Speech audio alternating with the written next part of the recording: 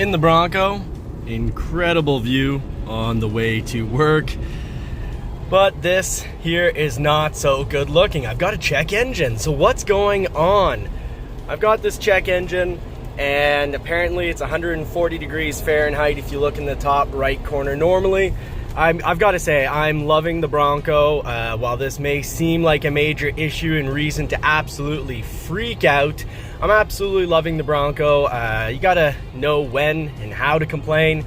You know, complaining about the soft top. So far for me, I've been in extremely cold weather. It's been great. It's relatively not too bad on noise. You know, for the vehicle, what it is, it's incredible. But what is this check engine? Normally, this would just stop me dead in my tracks. Normally, you know, I'd be smart. I'd pull right over and I'd call a towing. I wouldn't risk driving with a check engine on. Now, of course, a red, darker check engine would be for greater concern, but I'm just loving Ford Pass. I'm going to show you how Ford Pass works in just a moment. So if you've connected your vehicle with Ford Pass, that is an absolute must-have, because, you know, with this check engine, I was able to just, you know, quickly pull over the other day and go into my Ford Pass, and it told me exactly what the check engine was. I'm able to, you know, click, look at the details, and while it turns out the reason at times it's showing no temperature or some ridiculous temperature like 143 degrees Fahrenheit, which I think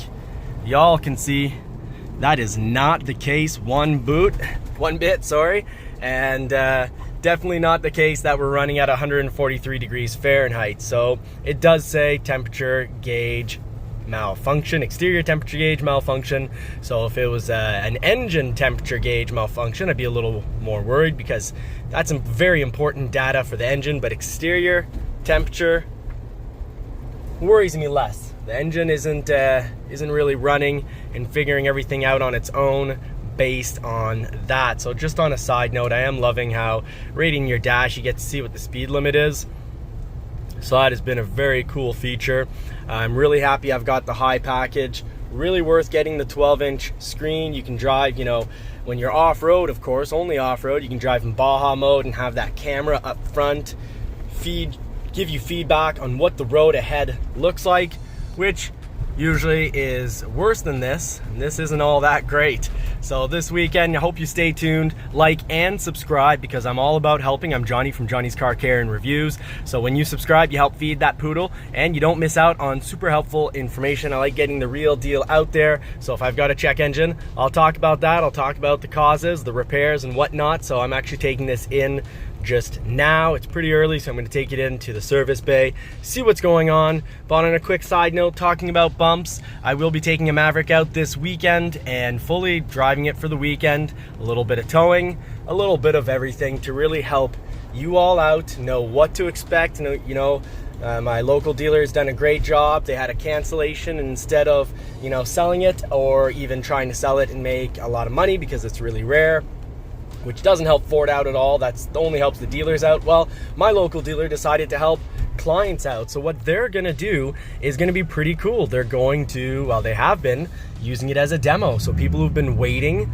on their Maverick get to try it out, see if they want to continue to wait on their Maverick. And of course, if people that have yet to get a Maverick, well, they can always try it out, and if they love it, they can throw their name down and get in line for a Maverick for when it's available. Now, these roads are bumpy. Sorry for the little bit of camera shake, but yeah, the Bronco's been great. If any of you are wondering, haven't seen any of my videos, I'm really liking the top. I have driven it in minus 28 degrees Celsius and no issues. It retains the heat well.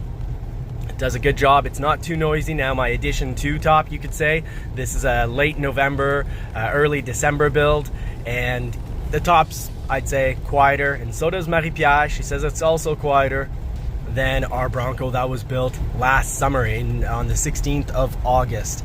So we each have a Bronco. We're absolutely loving it.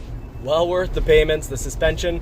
We really do and are very happy that we both have either the, you know, one of them, it's the Badlands suspension, and which is the same as, you know, well, very similar to the Sasquatch suspension. We've got those Bilstein shocks that we absolutely love.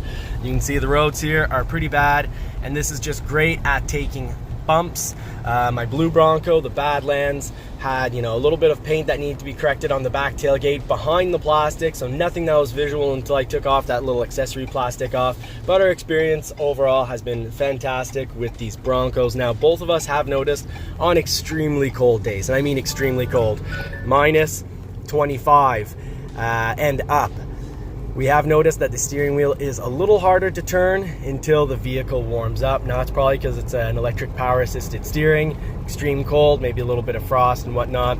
Either way, the problem is, well, it's not really a problem, it's just a little harder to turn until the vehicle warms up. So just wanted to show you, the last thing I'll show you in this video, I'm going uphill, and I can go uphill with the 6-cylinder twin turbo without using the turbos or using them not very much. So they're gonna stay under 3 or 4 PSI. If I give it a bit more gas and I try to accelerate at a more pleasant speed, well, it'll kick up to about 4.5 PSI at times, but generally sticking under 3 PSI. So that means the turbos are not working very hard. It's, not a whole lot of heat generation.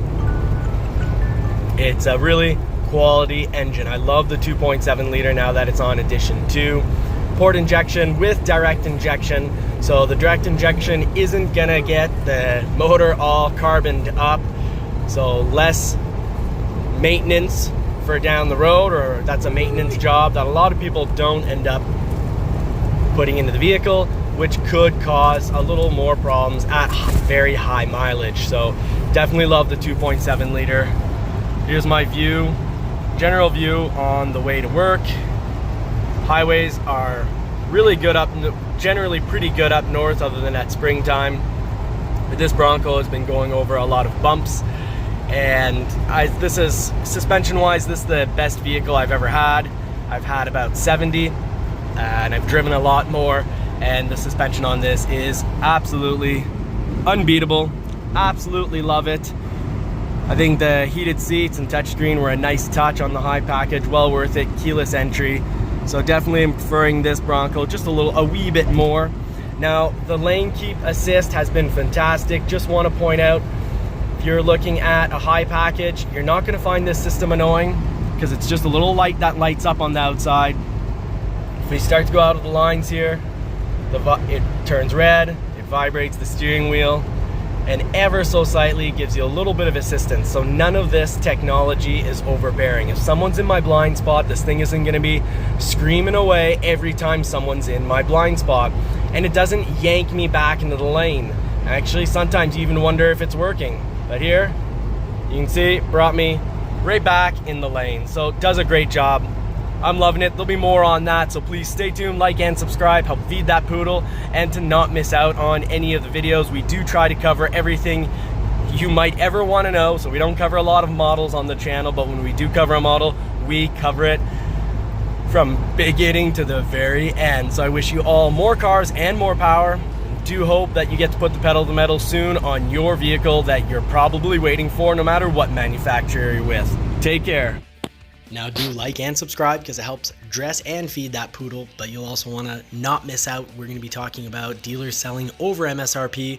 Who is the worst offender? Well, you'll be surprised where Ford falls. We're also going to be discussing more on the channel about, potentially chipping your paint. So how not to chip your paint, what to do to avoid this, and what causes this. Well, I don't want to make anyone miss out. Really what causes it is ice or mud buildup. We'll also be talking about hardtops, the full story. How bad were first edition hardtops?